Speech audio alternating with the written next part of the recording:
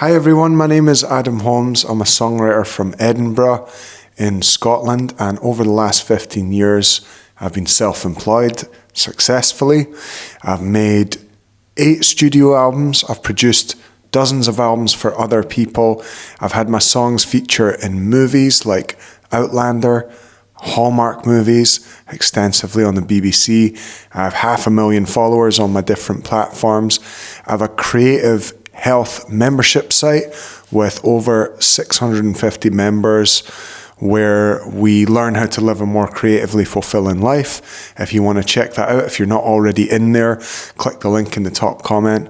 And every single Sunday I take a little bit of time to share a lesson from the week, a lesson that I've just personally been struggling with, overcoming, learning from, a theme. I tend to find that I have one theme through the week that is prevalent, and I share the insights on the creative path, not as like an expert, but just as a guy who's on the path with you. And hopefully they are of value to you. Hopefully they're useful to you.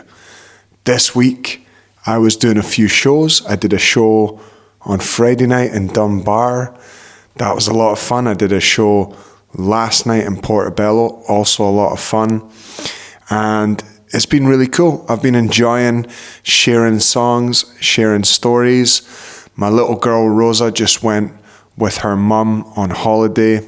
I have her half the time, and when I don't have her, I tend to be doing gigs. And when I do have her, I really just like to be around, because it's not going to be forever that she's a little girl. And to me, my true version of success is hanging out with her tons.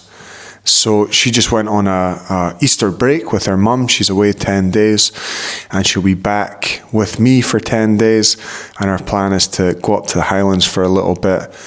And she just had her first tooth out, which is crazy. I had 7 missed calls from her because she was so excited about it. She asked the tooth fairy for £125, which I feel like, that is still pretty steep, even with inflation, but, fair play to her is all I would say about that. It's good to see her little hustler energy emerging. It's brilliant. This week, guys, I have been thinking about death. I've been thinking about death, and here's why. I'm running a crowdfunder right now.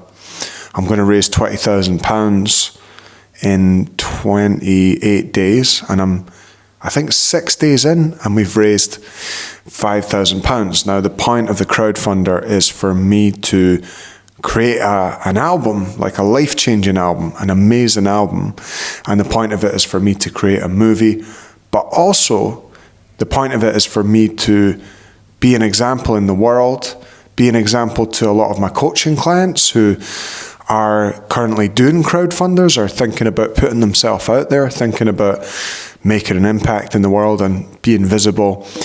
And I felt like it wasn't fair for me to coach people on doing that and not do it myself. I have done a couple of crowdfunders before, but it felt like it was appropriate for me to kind of put myself in that fire and go through that journey with them and then share those insights with my coaching clients. So what it has had me thinking a lot about is embarrassment, the fear of embarrassment, and why when you meditate on death and think about what death actually is, why people stopping themselves from achieving their goals through a fear of embarrassment is so crazy. And don't get me wrong, we all do it. I do it too.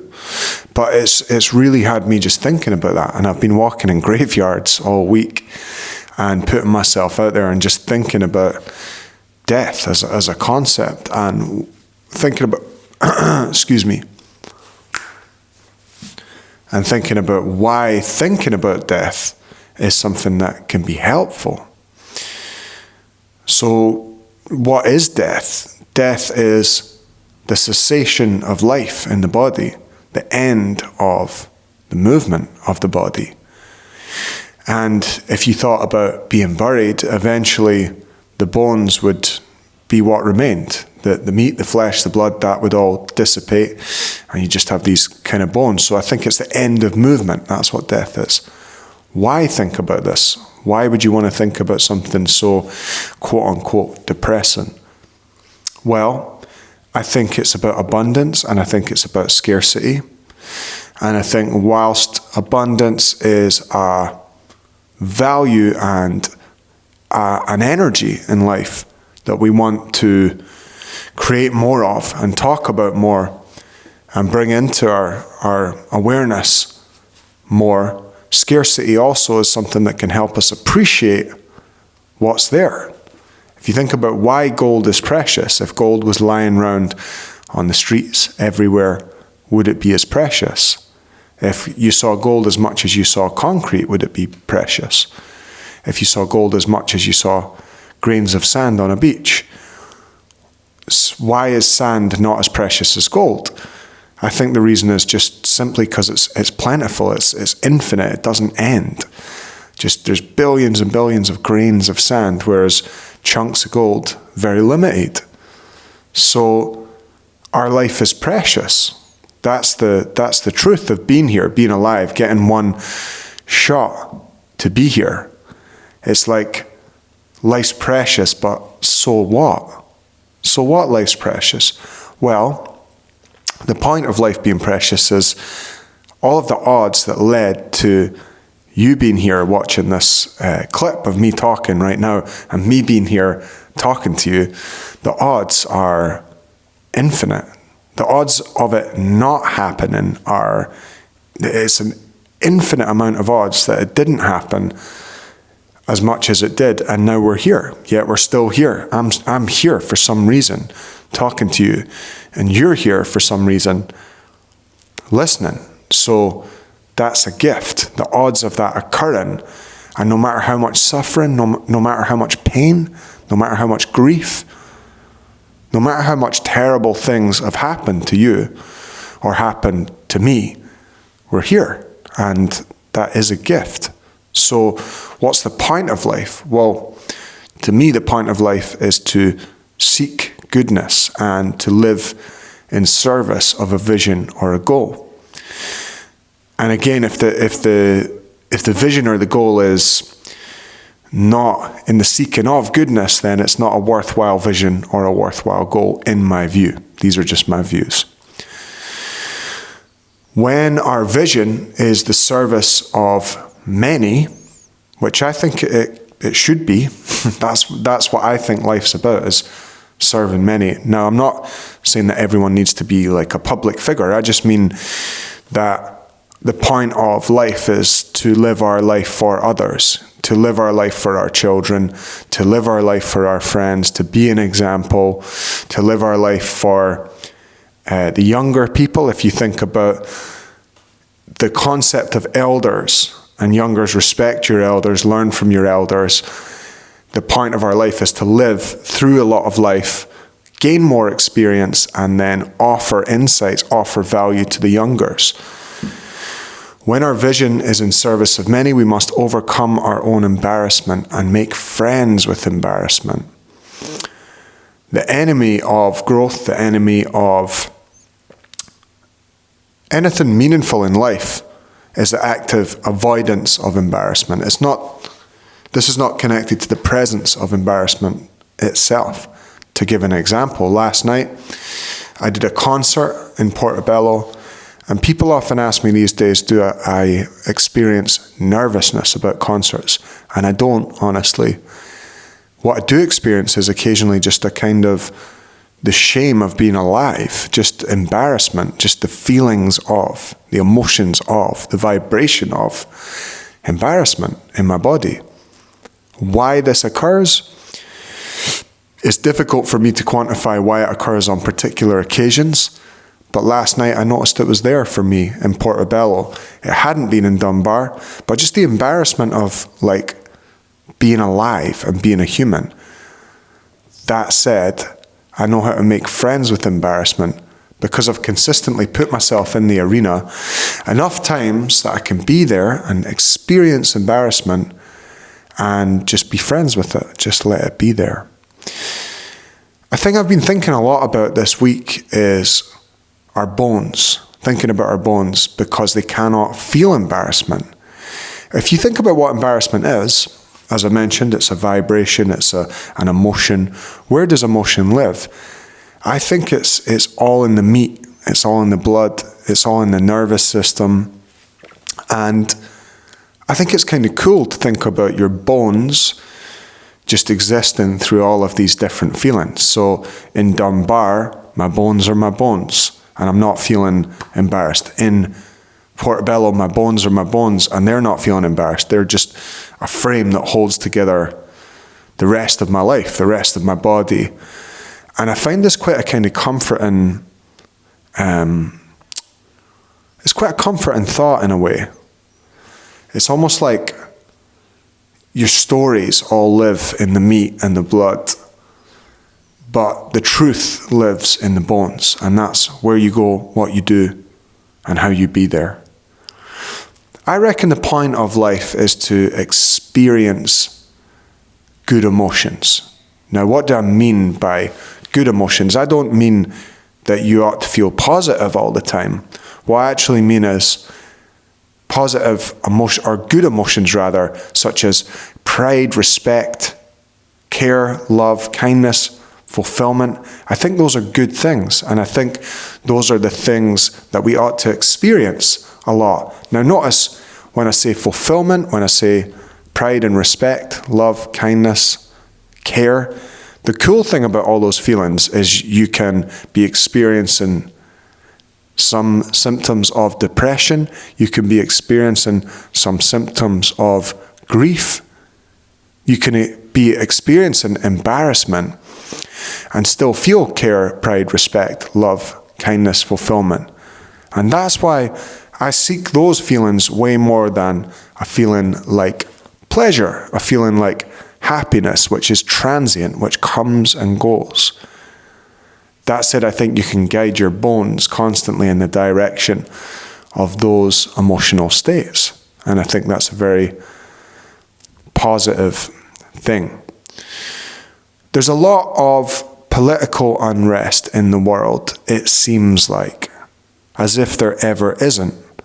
And I notice a lot of people seem very dysregulated about the emotional unrest in the world right now.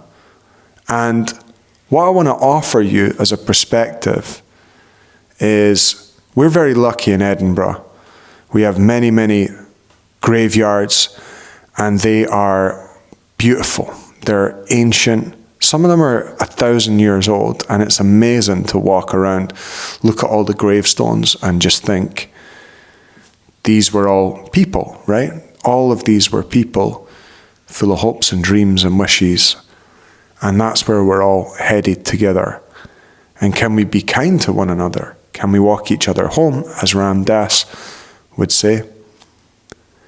I think it's worth walking around in graveyards and thinking about the concepts of tariffs, elections, comments on your social media, politics, achievement, being right about things. No one's right in a graveyard. Owning things. Nobody owns anything in a graveyard. You're not going to own a home. You're not going to own a school. You're not going to own, your name might be on it. And you might get to put your name on things long after you're gone, and maybe that will be an example in some ways to some people.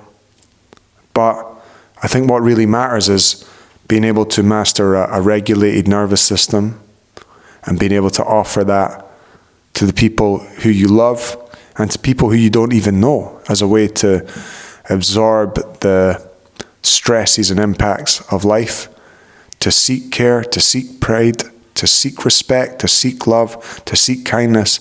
Every day you have a choice to.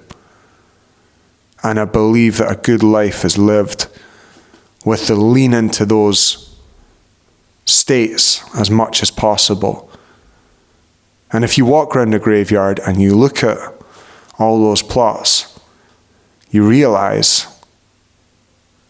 that the things which pull you out of your ability to be in those positive states are a waste of your time. Now, if you wanted to make an impact in the world politically, or change things, or achieve things, or own things, that's a beautiful thing. I don't think there's any issue with any of those things. That said, if you're sacrificing the pursuit of them, if in the pursuit of them you're sacrificing pride, respect, love, kindness, fulfillment, and care, is that really what you want with your human life, with your one precious human life? Do you really want to spend it dysregulated, angry, stressed out? Or do you want to spend it in pride, in respect, in love, in kindness, in fulfillment, and care?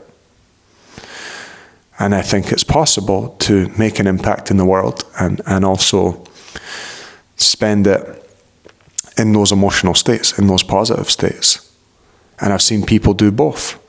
I've seen people be in those states and seek positive change, and I've seen people be dysregulated and seek positive change.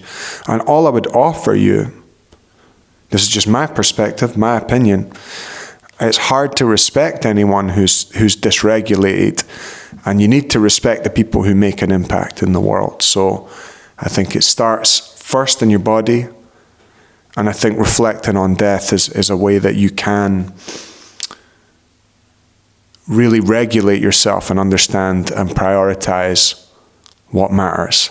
I've formulated 5 questions to help you make friends with death. These are 5 questions which help me make friends with death, and I'll share them now. The first one is, if I was going to die in 30 days, what would I focus on? This is a very clarifying question. If I was going to do this live right now as an experiment, if I was going to die in 30 days, what would I focus on? I think just my loved ones. I think singing. I think eating good food, seeing beautiful views, making some art. That's it, probably. I don't know if I'd even overcomplicate it more than that. But all these things that we think we want, like to be right or to own something or to achieve something, if you were going to die in 30 days, what would you focus on? Would it change? Maybe not. That's great if it doesn't. It's just a helpful question. Number 2, if it's all borrowed anyway, what do I really want to own? Do you really want a mortgage? Do you really want a car? Do you really want to own a home? Is that really what you want? I'm not saying it isn't. I'm just saying that if you're thinking that owning a home is going to make you live forever, it's not. And everyone in that graveyard that you walk in had a relationship with their home. I think your home is your castle. And I think it's important that you feel regulated in your nervous system and calm and you enjoy where you live. And I think that's a beautiful thing. I think if you're using it in place of the emotions of care, pride, respect, love, kindness, and fulfillment, you're probably running into some problems. And it's worth remembering it's all borrowed, really. Someone lived in this house in 1870. Someone will live in this house when I'm gone, probably. So if you're not owning it and you're just borrowing it, what do you really want to own? If it's all borrowed anyway, what do you really want to own? Think about that. I know for me that it feels really important for me to own my creative output. I feel like that's all I can really own. And that's all that I'm going to leave behind is just my example, my impact in the world. It's not going to be like a watch or a house or anything like that. The third question. What would my life look like if I was friends with death? This seems like a radical question in the West. I think there's other cultures where death is celebrated, where death is incorporated, where death is integrated.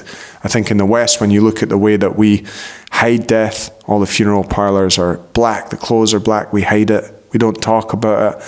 It's not seen as something to integrate with life. But what would your life look like, assuming you are in the West and you're not in a culture which does celebrate and incorporate death? What would your life look like if you made friends with death? And that's a question you could meditate on and think about. Question 4, how would my life change if I wasn't afraid of death? What activities would you be engaged in? They say all fear is the fear of death in many Eastern philosophies. And your connection to your ego, your relationship with your ego, is often a form of avoidance of death in many of the Eastern philosophies. How would your life change if you weren't afraid of death? How you could use this question is, I'm not suggesting you go tightrope walking between massive buildings or backflipping out of windows or anything like that. I'm just saying that thing that you're really desperate to try, like salsa dancing or skydiving or doing a gig or releasing your music or getting in front of a camera and putting it on social media. How would your life change if you weren't afraid of death? And another way you could reframe this is, how would your life change if you weren't afraid of embarrassment? Embarrassment is a mega stopper for so many of us. How would your life change if you weren't afraid of it? It's worth considering. Number 5, how would my relationships change if I meditated on them dying, on those people dying? I understand that many of us as parents, we just don't want to look at that kind of pain because it feels our love for our children is so profound that thinking about the loss of them feels so painful. That said, I think it's a really powerful thing. I think about my Rosa and I think about losing her.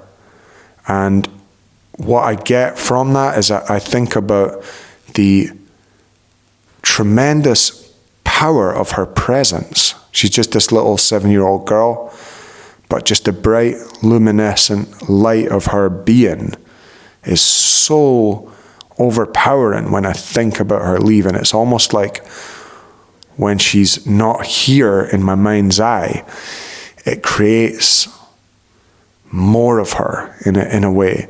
And it allows me to notice what really matters isn't an argument about her school bag being packed or the noises that she's making with her friends or the arguments that we've had. What really matters is just that I get to spend time in the presence of this amazing wee person for a relatively short amount of time.